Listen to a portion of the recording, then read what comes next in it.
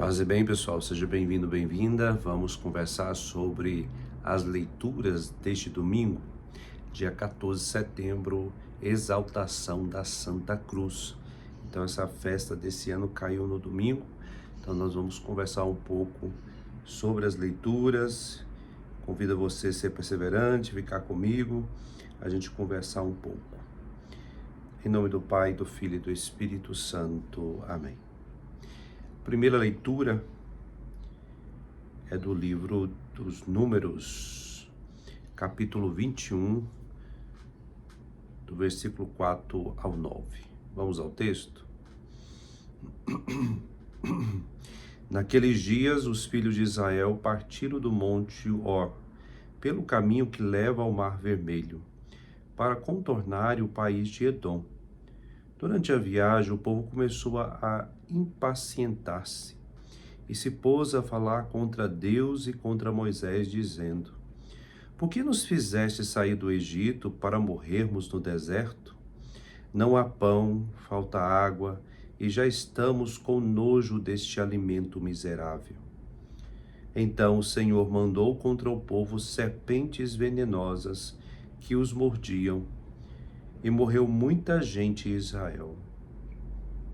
O povo foi ter com Moisés e disse: Pecamos falando contra o Senhor e contra ti. Roga ao Senhor que afaste de nós as serpentes. Moisés intercedeu pelo povo e o Senhor respondeu: Faz uma serpente de bronze e coloca como sinal sobre uma haste. Aquele que for mordido e olhar para ela viverá. Moisés fez, pois, uma serpente de bronze e colocou-a como sinal sobre a haste. Quando alguém era mordido por uma serpente e olhava a serpente de bronze, ficava curado. Palavra do Senhor, graças a Deus. Muito bem, essa é a primeira leitura. Esse povo saiu da escravidão do Egito, mas ainda estava preso às suas próprias desejos, seu próprio egoísmo, ou seja, na sua própria escravidão. Essa escravidão nos lembra, de acordo com os padres do deserto, a escravidão nossa do pecado. E é difícil sair dessa situação, ou pelo menos caminhar em direção a uma vida mais saudável em Deus, uma vida espiritual em Deus. Aqui a questão de enfrentar as dificuldades que a vida livre, amorosa, deve ser assumida na medida que nós optamos livremente pelo caminho. É necessário lidar com as dificuldades que a vida nos impõe. Ou seja, aqui no caso, ser povo de Deus requeria amadurecimento, e para amadurecer era preciso seguir o próprio caminho para se constituir a própria identidade. Como escravo, não se tinha essa liberdade. A liberdade tem um preço, né? A liberdade verdadeira envolve a responsabilidade de se constituir como pessoa, como povo. E aqui, diante das primeiras dificuldades mais acentuadas, eles começam a reclamar. Vamos lembrar do texto anterior ainda, né?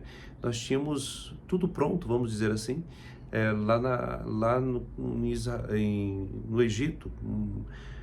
A comida estava pronta, não precisávamos pensar, não precisávamos constituir como pessoa, não precisávamos caminhar, era só trabalhar e comer e pronto, né? Mas o povo era escravo. Quando eles atravessam o Mar Vermelho, o primeiro momento da dificuldade, eles já reclamam. Aqui, novamente, nesse capítulo 21, eles estão a murmurar diante das dificuldades. O que isso pode dizer para nós?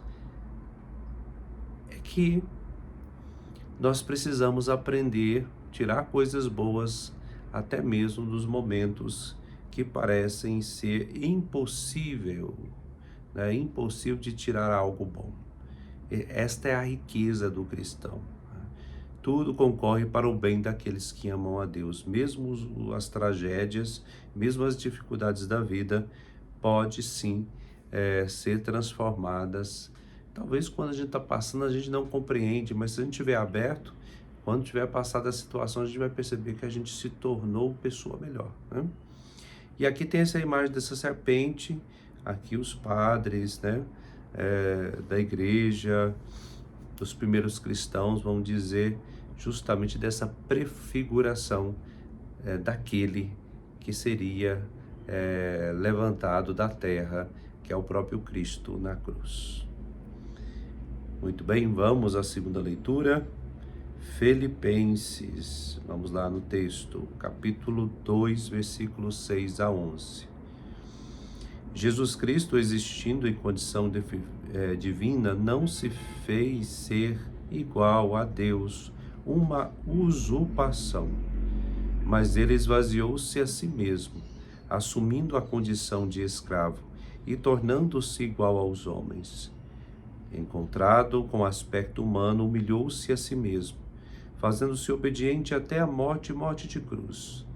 Por isso, Deus o exaltou acima de tudo e lhe deu o nome que está acima de todo nome. Assim, ao nome de Jesus, todo joelho se dobre, na terra e debaixo da terra, e toda língua proclame: Jesus Cristo é o Senhor, para a glória de Deus Pai. Palavra do Senhor. Muito bem, Jesus, sendo de origem divina, não se fez igual a Deus, não quis manifestar o seu poderio no sentido de dominar todas as coisas, mas assumiu a nossa natureza, fez em tudo semelhante a nós. E se fez pequeno, nasceu numa cidade totalmente improvável, né? Cresceu na simplicidade, caminhava como simples, não tinha outro maior, mas ele não fez-se maior, mas fez-se humilde, revelando como é Deus. Deus está na simplicidade, né? Hoje é difícil de entender isso, né? Porque todo o nosso modelo social, que eu chamo de espírito do tempo, e não é da agora, né? Mas fortemente presente a ideia de poder. Não, tem que se mandar todas as coisas, tem que se controlar, né? E aí se confunde também a espiritualidade cristã. Às vezes adentram nas concepções de cristãos a ideia que Deus é poderoso, Deus é vitorioso, Deus é onipotente, então ele deve agir com poder, tendo essa imagem de poder como dominação, né, como mando, ao modelo dos reis, dos impérios, né, dos presidentes, das nações de hoje. E é totalmente esta ideia avessa, contrária àquilo que Jesus nos apresentou. Sentava com os pobres, pecadores, sentava à mesa de publicanos, caminhava, escolheu pescadores, gente simples, né? Então vamos lembrar, ele se fez em tudo servo, né? Ele inverte o valor. Se quer ser o maior, seja aquele que serve. Quanto mais você servir, se doar, mais você se torna maior, né? Esta é o jeito, a forma de servir a Cristo. Muito bem, vamos ao Evangelho. João capítulo 3, versículos 13 a 17. Naquele tempo diz Jesus a Nicodemos: ninguém subiu ao céu a não ser aquele que desceu do céu, o Filho do Homem. Do mesmo modo como Moisés levantou a serpente no deserto, assim é necessário que o Filho do Homem seja levantado, para que todos os que nele creem tenham a vida eterna. Pois Deus amou tanto o mundo que deu seu Filho unigênito, para que não morra todo o que nele crê, mas tenha a vida eterna. De fato, Deus não enviou seu Filho ao mundo para condenar o mundo, mas para que o mundo seja salvo por ele. Palavra da salvação. Glória a vós, Senhor. Muito bem. Então, eu vou começar nesse evangelho destacando o central, que é a misericórdia do Senhor. A cruz é sinal de misericórdia, é, é sinal de amor, de transbordamento de amor, vida doada que chegou até a cruz. Quando nós falamos da paixão, da entrega de Cristo, não podemos pensar simplesmente no momento exato da cruz, mas da vida toda até chegar esse momento, né, que foi exaltado, né, que foi realmente salvação para nós. Mas não existiria a cruz se não existisse a encarnação, toda a vida de Cristo, que na medida que ele foi mostrando quem é Deus, ele começa a sofrer a perseguição. Aí é preciso ele ser exaltado. E aqui exaltado na humildade, na simplicidade, totalmente diferente do modelo imperial dos reis, né? Daquele tempo. Então, e outro ponto aqui, Deus não enviou o seu Filho ao mundo para condenar o mundo. Gente, isso aqui a gente deveria falar em todas as igrejas, repetir esse versículo como a conclusão desse texto, repetir várias vezes, talvez aí no decorrer da catequese, a gente ter quase como que um mantra, né, constante, né, um mantra é o quê? Uma repetição. Porque, gente, se tem uma mentalidade que Deus vem para condenar. Sim, não, Frei, isso não existe. Existe sim, que nós atendemos as pessoas, nós conversamos com as pastorais, com os movimentos.